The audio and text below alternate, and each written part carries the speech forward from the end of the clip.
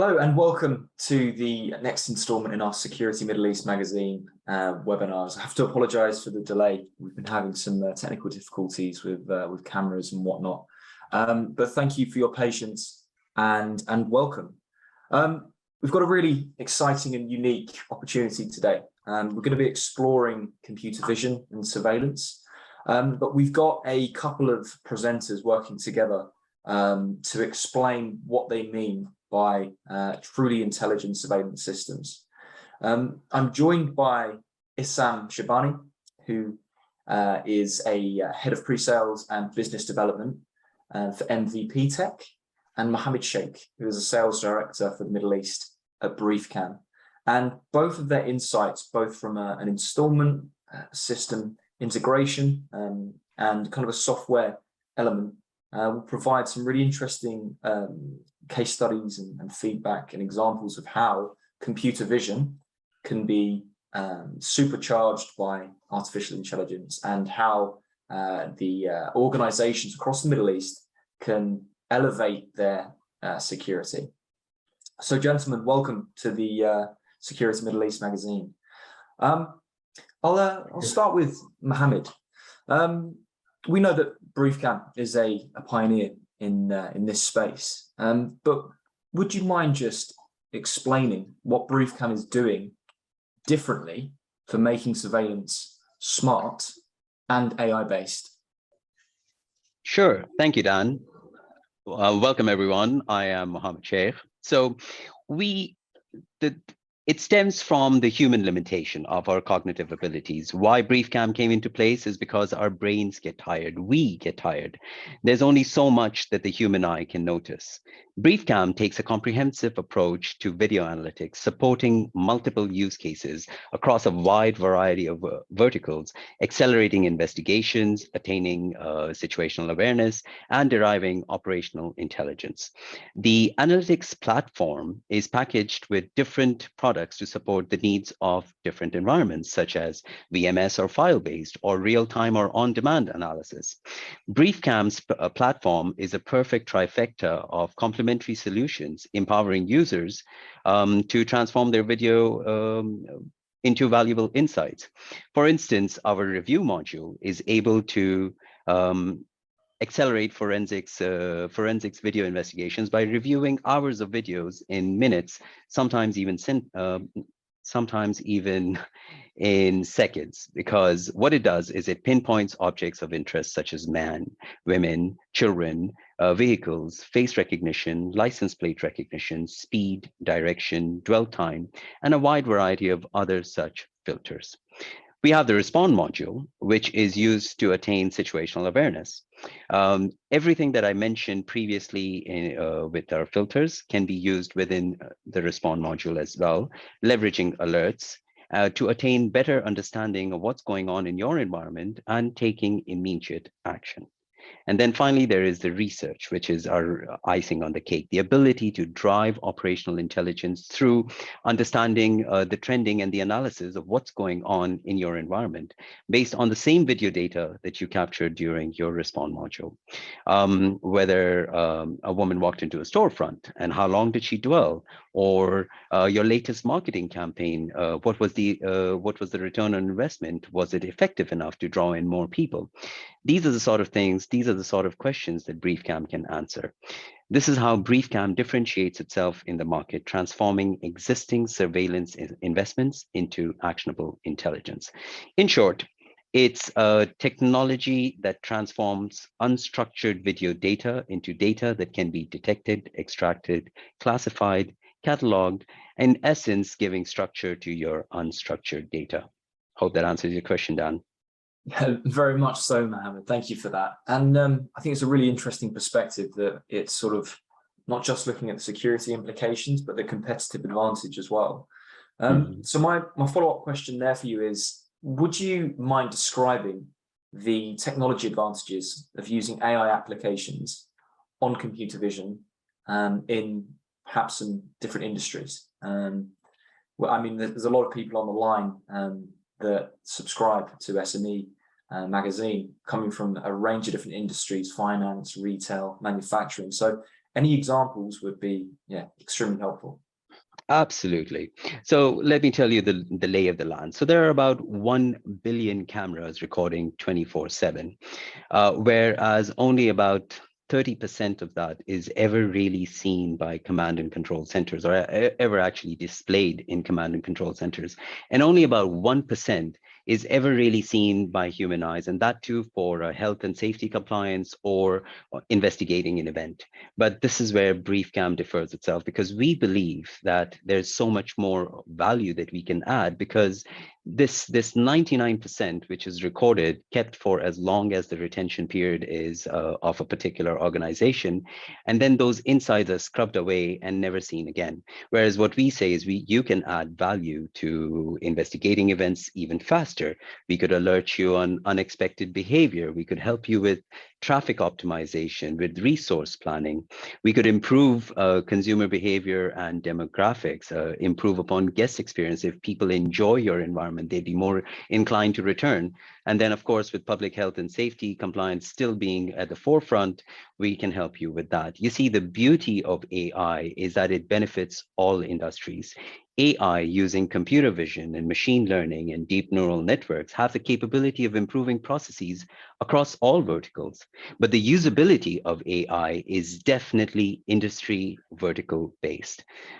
Let me paint a picture for you. I always say law enforcement is more of a visual customer. They can catch the perpetrator. They want to catch the perpetrator in real time as the situation develops. And as the situation develops, and what they would want to do is want to know who, when, where, and how the perpetrators conducted the crime, and let's bring them to justice. Historically, video analytics was initially aimed at security operators and investigators to provide them with the right information at the right time and in an effective and consumable format. On the flip side, most large retailers are already using some sort of rudimentary data gathering and aggregation tools, but their business needs are evolving. They need more out of the system, and that's where they're turning to us with our business intelligence capabilities, so that they would simply apply video analysis to their existing infrastructure, transforming their existing raw data into critical intelligence, and would serve their customer experience objectives to understand consumer behavior and trends. So you have law enforcement in the security industry who would want insights on hotspots, crowding, traffic patterns to improve their citizens' well-being.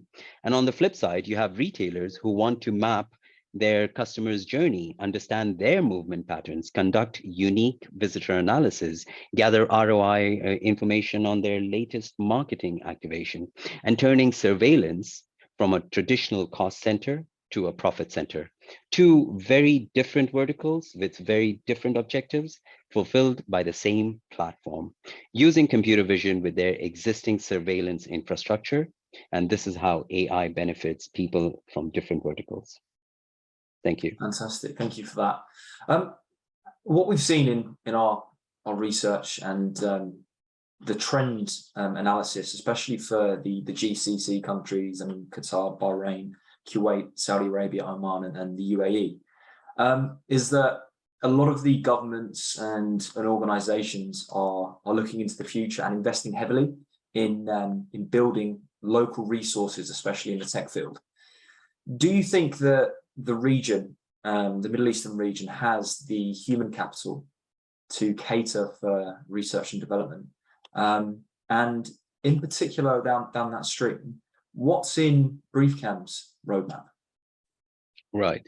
So as a private company, we can't comment much more on disclosing about our R&D and our financial information, but we can tell you that BriefCam was acquired by Canon Group in 2018. While BriefCam remains a standalone company, it continues to deliver industry-leading video and analytics solutions. We enjoy the support of our parent company, and as well as close collaborations with our innovative companies with the Canon Group. So BriefCam with is a global company with R&D presences worldwide, and we have a local team with our sales and sales engineering, along with delivery and support, based right here in the UAE, and we cater to the Middle East region. I'm literally sitting in Saudi Arabia as we speak, and the region as a whole remains our main focus. We're quite excited about what the region has to offer and the full potential that the region holds.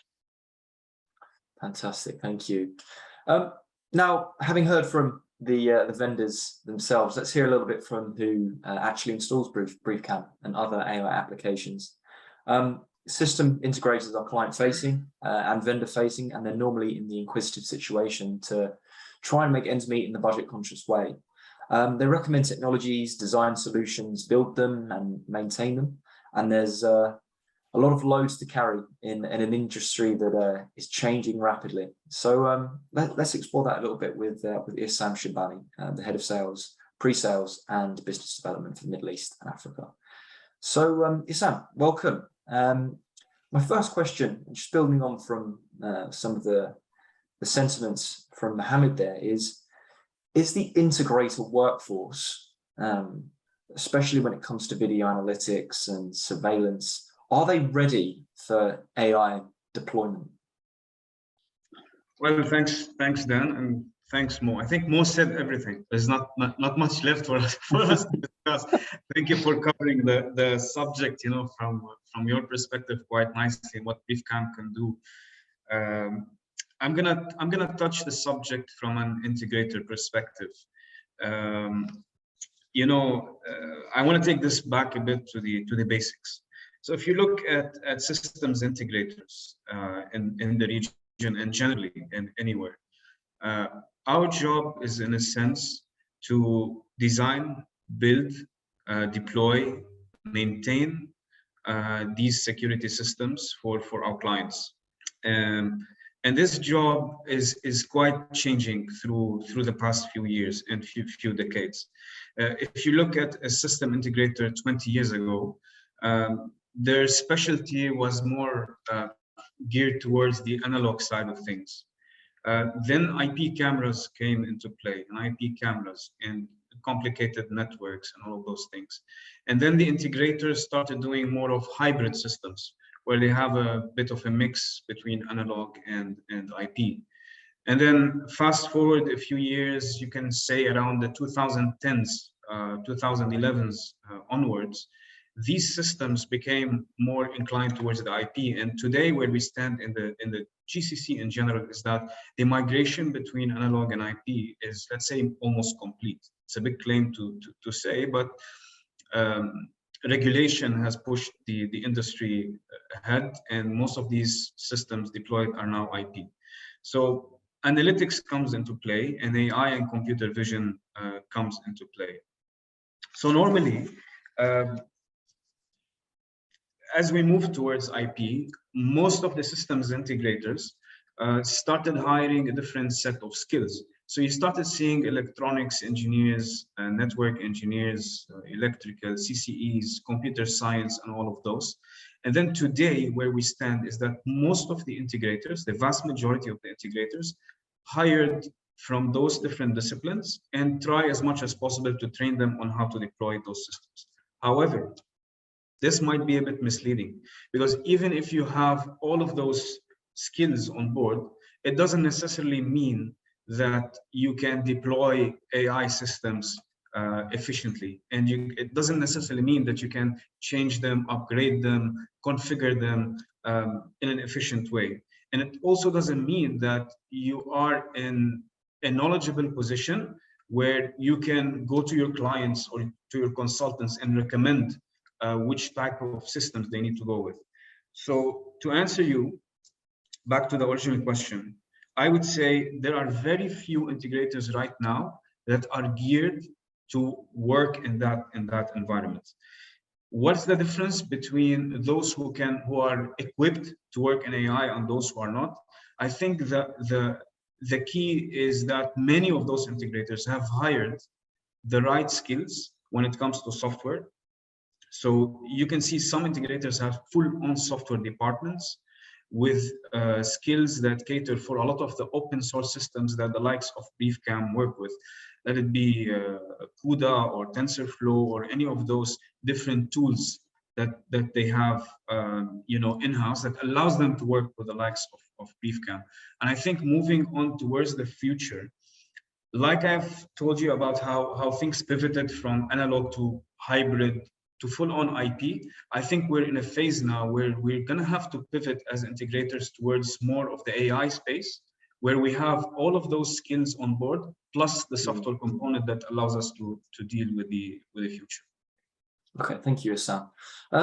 So yeah, it's clear that the market for systems integrators is going to become more important.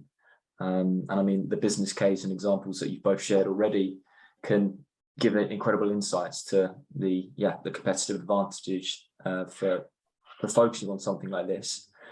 However, on the other side of the coin is, do you think, Issam, that market decision makers, the C-suite, security practitioners, and even retailers, manufacturers, healthcare providers that are looking to have greater insights, do they understand the benefits of using AI-inspired technologies in the Middle East? Well, this is a very debatable claim, and I can tell you from a personal experience in the past 10 years. I mean, let's look at those decision makers. Most of them come from either IT background or maybe different disciplines in information security. Some of them come from physical security background, not necessarily from electronic security background. So if you look at it from purely knowledge perspective, you can easily say that, yeah, most of those decision makers are not necessarily fully equipped to make decisions. However, you can flip the discussion from another angle. Today, if you buy an iPhone, or if you opt to buy an iPhone, it doesn't mean that you understand 100% all the processes that are happening on that device. But you still can think about what that device is supposed to do for you and what type of quality and performance specification you expect from it. Well, in our industry, it's not much different than that. When we talk about AI and these different applications, as Convergent/MVP, we have gone through this exercise with many of our clients, where you have to open your mind a little bit and you have to have a conversation with the clients and try to show them what different problems these systems are solving for them. And then they start putting the ends together. And the challenge is that many of these decision makers get their feedback from sales teams sitting on the vendor side, with all due respect, Mo, but many of the sales teams that are there also have in their best interest to push their own products. So we always ask from our clients and the decision makers, all the way up to C-suite, all the way up to senior government officials, before you jump into the AI camera, and I want an AI camera, I want a fancy system, think about the challenges that you have and think about the problems that you genuinely need to solve. And then it's up to us and you to work together, and the vendors like BriefCam, to try and find the best ways to solve them. Okay, thank you, Issam. Now, I think that's a really nice segue into the final part of this particular presentation and webinar. After essentially speaking to BriefCam and MVP, it would be a great opportunity to see some of this software in action. And we're particularly lucky that across the Middle East, there was one of the busiest events in the world over the last 6 months that just recently ended, which was Expo 2020. So MVP Tech, as I understand it, has deployed BriefCam in one of the busiest pavilions. And if you don't mind sharing the screen, it'd be great to see the case study and be shown in a live system. So over to you, Issam. So actually, and Mohammed, sorry, over to Mohammed. No worries. Let me just share my screen. This will stop sharing screen. Do you want to continue? Yes. Okay. And let me just share my window. So let me know if everyone can see my screen. Perfect. So this is BriefCam. As I mentioned, we have a trifecta of 3 modules. So we have the review module, the respond module, and the research module. So let's start with the forensic side of things, the who, when, where. And let's go into the review module and let's paint a picture of exactly what we're able to do.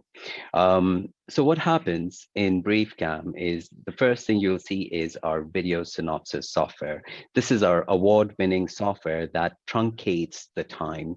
You see here you have a video with 90 minutes of footage with 3,488 objects, and you have all the objects displayed within 7 minutes and 47 seconds.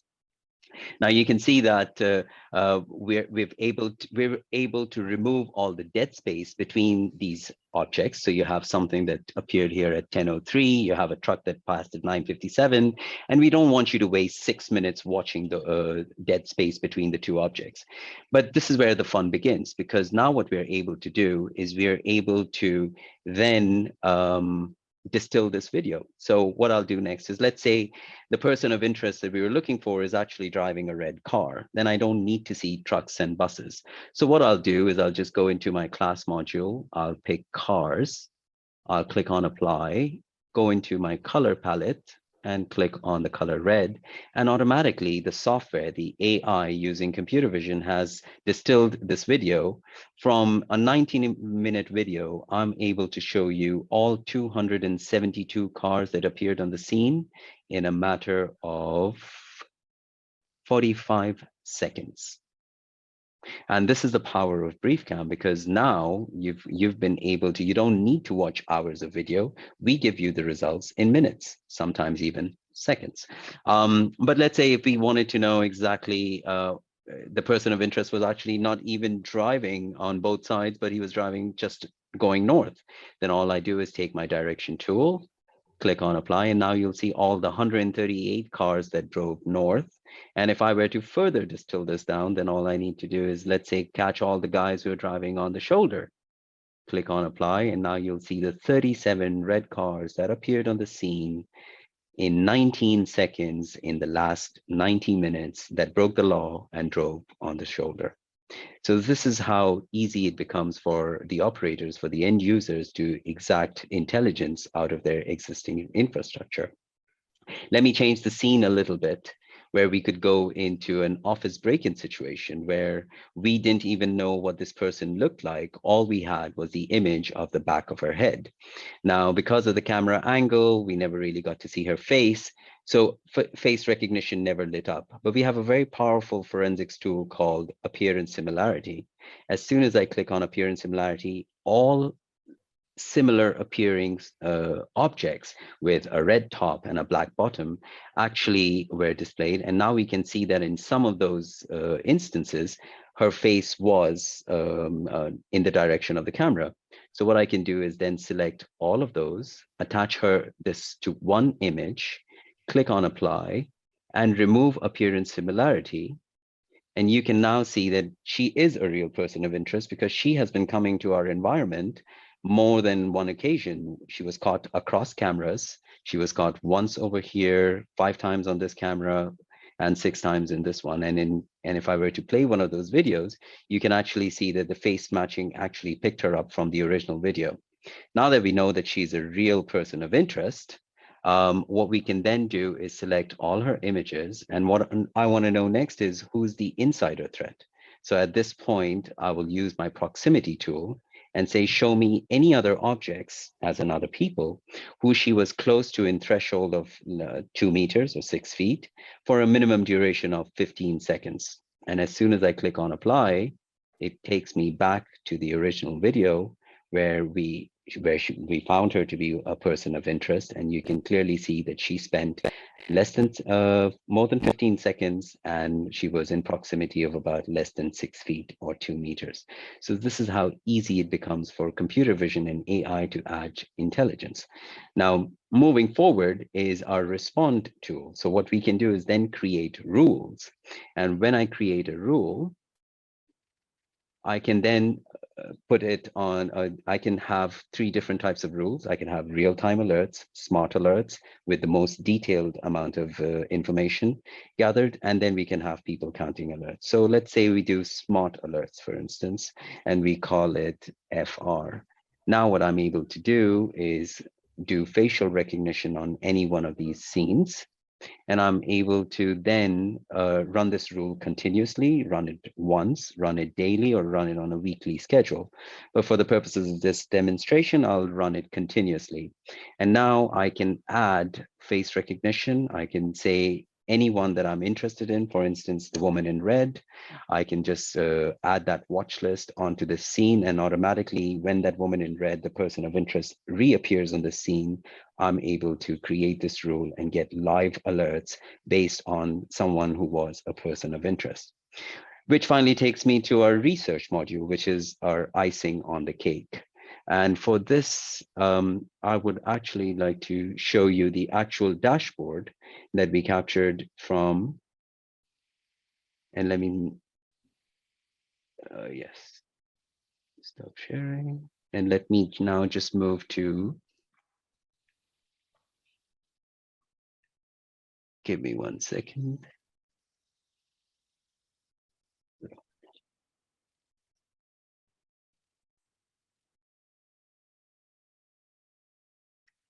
Would you like me to share it more, or? Yeah, I'm just looking for it. So yeah, if you have it up, if you can share it. Sure. Yeah. Can you see my screen? I can see your screen. Okay. Great. Thank Go you. ahead. All right. So as you can see, for 6 months, what Expo wanted to do was gather information. Swedish Pavilion joined another 190 countries in exhibiting at this historic event. And what they wanted to understand was, in this 6 months exposition in the Swedish Pavilion, they wanted to track and understand critical intelligence about guests, from trending visitor demographics to segmentation to the most popular visit times, the days, the weeks, and to measure what all of these different traffic trends and patterns and peaks to drive impactful decision making. So as you can see on the dashboard, you can see that they received 1.1 million visitors. This was actual data that was captured using BriefCam. On average, the hourly visitors were 339. The daily visitors were 4,000 visitors, and on an average month, they were receiving 190,000 visitors. March was their busiest month, and their peak hours were 5 p.m. So we then further distilled the demographics, and we said these were the number of women that appeared on the scene using our AI technology. And then we also distilled how many men appeared on the scene, what were the busiest times, what was the average daily number of visitors. A bit of a surprise was it wasn't the weekend, but Wednesdays were the most busiest days for the Swedish Pavilion. And lastly, if you look at the bottom, the visitor trend, we gave them a monthly trend of exactly how many visitors they could expect on a monthly basis. So in essence, we were able to give them all of this data. So in the future, they can take data-driven decisions based on past behavior. So they were able to, the fully integrated video solution enabled the pavilion to drive operational intelligence, to accelerate security investigations, transforming their video surveillance into actionable intelligence. With that, I will hand it over to my esteemed partner, Isam, who will walk you through his experience from an SI perspective of how they help the Swedish Pavilion in meeting their goals and objectives. So over to you, Isam. Thanks, Mo. So thanks for sharing this, actually, and thanks to those kind gentlemen and fine people that allowed us in the Swedish pavilion, that allowed us to use this data. Because unfortunately, we have had so many deployments using BriefCam in law enforcement, in malls and retail, and in major events other than Expo that we are not allowed to talk about. But this pretty much sums up the power of this system. The system in Expo was made of basically access cameras on the edge. And we always urge our customers and our friends in the market to opt for quality cameras when they want to do AI, because that's the first ingredient that you need to be able to extract the metadata. The beauty about BriefCam, so far it's the perfect tool really to extract metadata from good quality video. And then package it in a nice package like Mo showed you a bit ago in the demo. So we had nice cameras, access cameras on the edge. And then you had BriefCam and Milestone Systems as the main VMS, and then BriefCam as the main analytics application on the head end of the system. And the idea was we used this opportunity to help the Swedish pavilion understand different elements that work mainly around the crowd management. BriefCam does really well in several kinds of environments. The application likes movement. So when you have cars, when you have people, when you have bicycles, trucks, pets, whatever that is, that's where you start getting action and information moving around. So they needed to understand, in particular, the demographic of people who are accessing the pavilion. And they wanted to understand what are the peak times of this access, so they can plan as well their staffing requirements during those times. Their security requirements, their staffing requirements. They also have a lot of high profile VIP guests. They want to know who is accessing the pavilion and when. So if they have a certain picture of a certain VIP that's very well known in the country and in GCC come into Expo and is approaching the pavilion, they want to be notified, because the FR system in BriefCam can pick it up and provide an alert on that. So all of these elements and much more was basically on live basis. As you know, the cameras are picking up people. They were picking up this information, converting it into metadata and then to trends. And then 1 or 2 weeks of the Expo operation, we started to have full-on visibility about certain behavior of crowds, like at what times they like to come and when do they like to come and how much time are they spending in different parts of the pavilion itself. So it all came nicely together, and by the end of Expo, we had 6 months of data. And data for us is a gold mine, and for our clients is a gold mine, because imagine this kind of information in a mall or in a public street or in an airport. Imagine you can understand, instead of having a Swedish pavilion, you have, a retail shop XYZ or a restaurant XYZ, etc. Imagine you have those on a big scale. How much information you can gather, and in a very, very accurate manner about all of these things. So that's the power of the software and AI. And again, to be able to do a project like Expo, we had different tiers of colleagues engaged on it. We had a project manager that managed the project for the Swedish pavilion. We had 2 gentlemen with him one is a software engineer and the other is a electronics engineer who actually managed the installation, managed the configuration of BriefCam. And within 2-3 days, basically, we had the system up and running. It's very easy to use. It integrates seamlessly. It's an open source system. So regardless what kind of VMS you have, you're most likely going to have integration available with BriefCam. So that's the whole subject in a nutshell, really. Thank you, man. Thank you. Thank you both. So I think we've now got time for some questions. We've got about 10, 15 minutes left, and I can see a couple of questions filtering in. Anyone on the line, please do add the questions to the question pane, and we'll endeavour to ask them to Mohammed and Issam, and we can crack into them now. So, firstly, I'll start with Issam as an integrator and installer. We hear AI used frequently, machine learning, neural networks, and you've referenced AI throughout the BriefCam software and the presentation.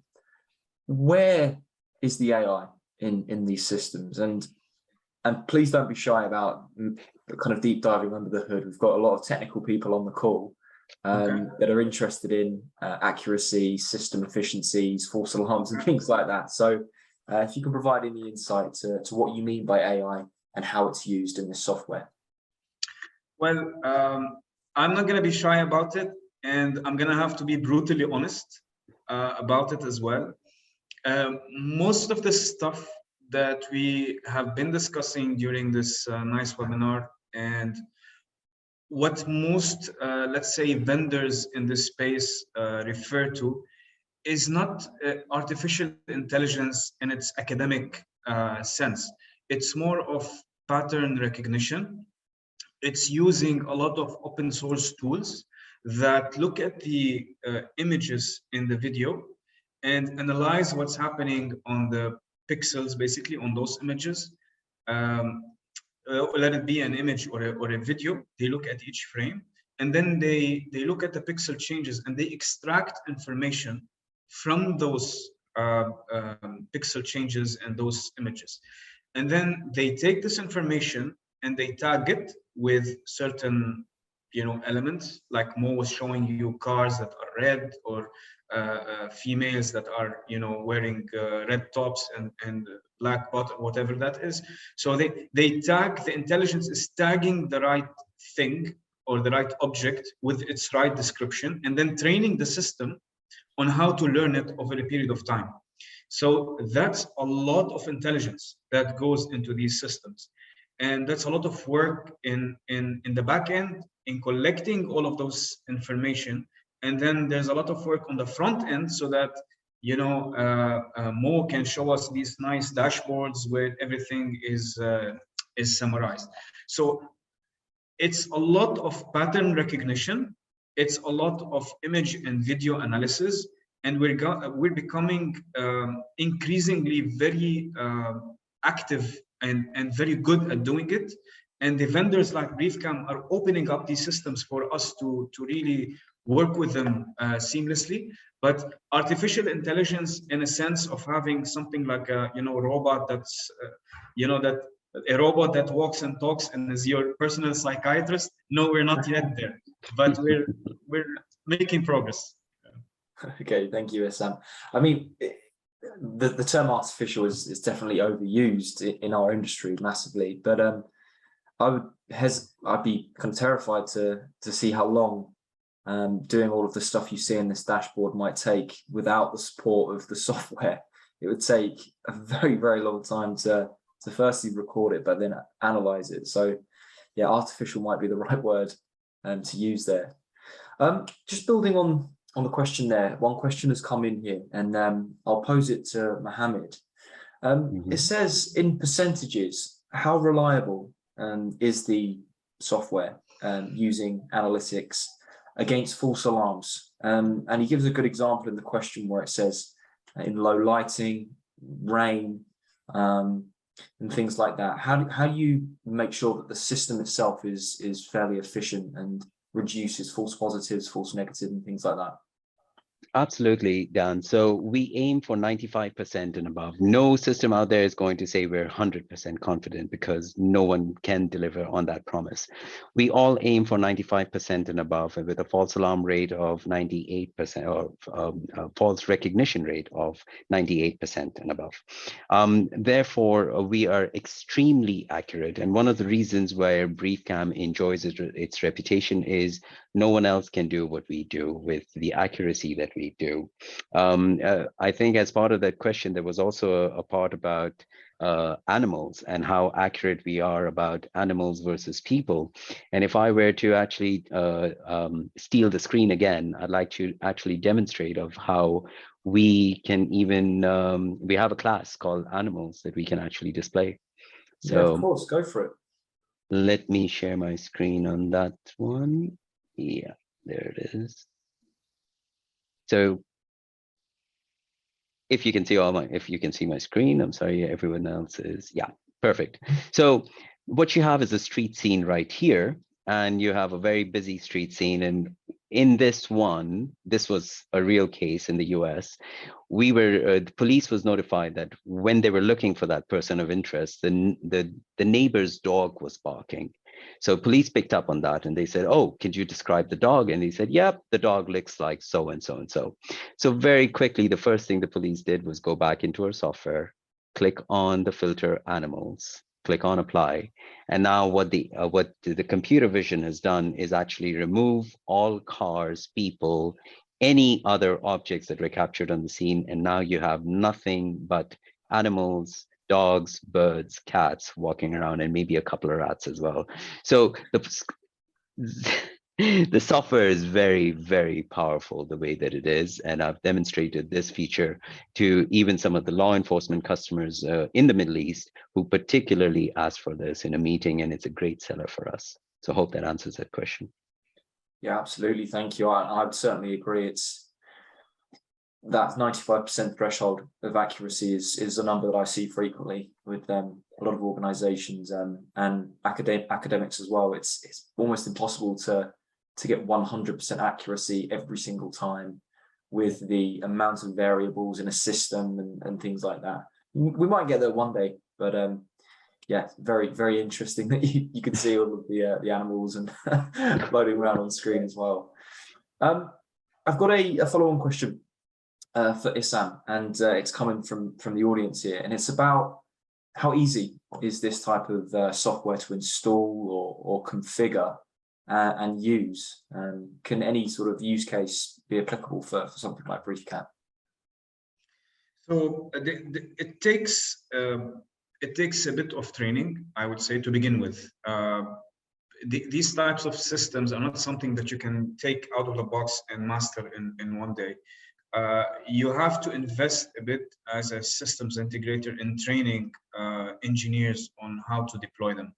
Now, the good thing about BriefCam in particular is that, as I already mentioned, answering another question, is that it's open source. So the most common video management systems in the market, like Genetec, some Milestones, and Digiforce and such, the platform is seamlessly integrated with them. So it is not very difficult to install.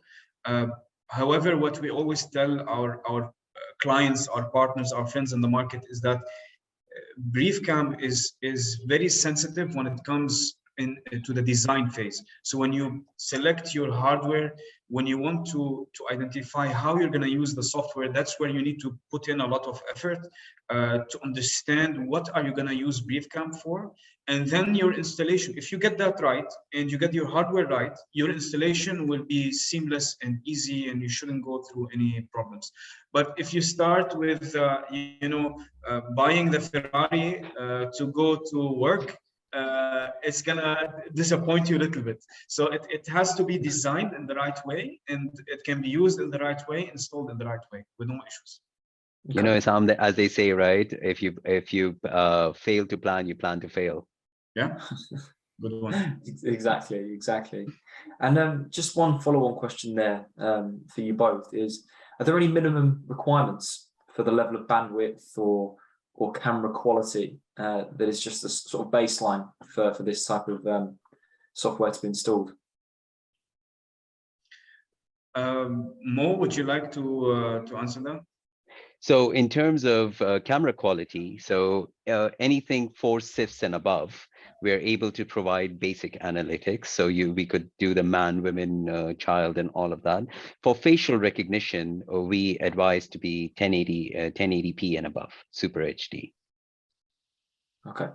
All right. Fantastic. I hope that helps with the questions coming there. I think it will. So I've got a couple more questions left before we wrap up. And the penultimate question is around the dashboarding. Are the dashboards able to be customized, Mo? Absolutely. We actually believe in teaching you how to use these dashboards, because at the end of the day, let's say if you're a mall customer, your needs are going to be evolving, your needs are going to be changing, you're going to want more sort of reports. And especially one of our customers told us something really funny. They moved their cafeteria from one floor to the other, and everybody was complaining about the fact that it takes too long. So the security guy said, how long does it take? So he used our analytics and put in a people counting queuing time sort of a report together, and 12 seconds. It only took them 12 seconds to wait for an elevator. He's like, that's not enough for me to change the cafeteria. So definitely, we want you to learn the system. We even have a training course in place for you to do that. But if you still want us to do it, we do have a basic custom dashboard. We could create it for you from scratch with 6 widgets, or if you have a more advanced need, we can always create that for you with 10 widgets or more. Okay, thank you. Thank you very much. Now, I think we've pretty much asked most of the questions from the audience members there. So what I typically like to do in these webinars is sort of give both of you 20, 30 seconds each, just to summarize. And typically what we do here is, for an organization that is interested in this particular software or package, what would a good business case be? How would you sort of demonstrate competitive advantage, and why would you recommend investing in something like BriefCam? And yeah, I'll start with Issam, if you'd like to summarize and potentially answer that question.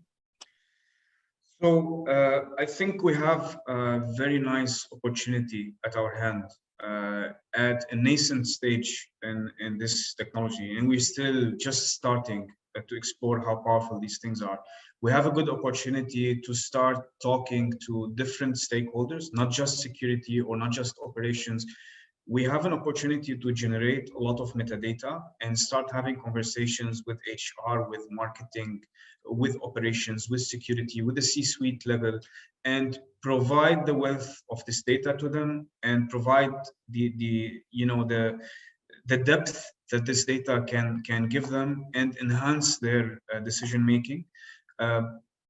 We also have an opportunity to change all of our investments in what was like a purely cost center in security into a profit center, by being able to capitalize on this data using tools like BriefCam, now that we're at a stage in tech that we can afford to do that. This is my last take on it, and this is what I recommend always my closest clients, all the way to C-suite, is that just look at these systems as a resource, look at them as an investment rather than as a cost, just to satisfy simple compliance.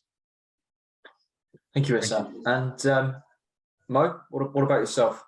Absolutely agree with Issam 100%. We are a unique platform approach where we can work across silos. So most traditionally what happens is security systems do security. C-suite wants reports and they get reports from every other source.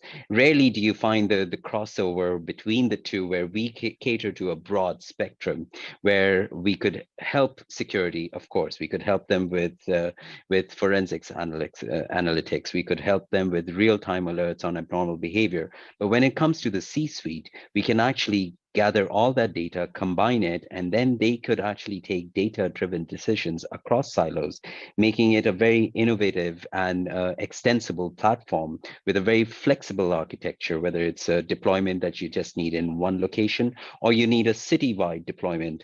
Both are pretty much capable, and the fact that it is the quickest time to value and it has the lowest total cost of operations is just a little cherry on the pie. Thank you. Thank you for the summary, guys. And I can see more questions coming in, but I think the best thing to do here is 100% explore the websites for BriefCam and for MVP Tech. I can just see sort of in my mind's eye the way in which these types of technologies could be deployed and leveraged in retail, oil and gas, and tons of different other industries as well. And the answer is yes to that, Dan. We do have an oil and gas customer, and I'll be happy to take it offline later on. Perfect. Right. Well, thank you both so much for presenting and for answering the questions. And once again, apologies for the delay in starting the webinar, but I truly hope that everyone on the line enjoyed the next installment of our Security Middle East magazine panel session. For anyone interested, please do explore the BriefCam website and MVP sites, and I'm sure you'll be able to reach out to both of the presenters offline as well. But thank you to Issam and to Mohammed, and thank you for everyone for joining, and we hope to see you all very soon.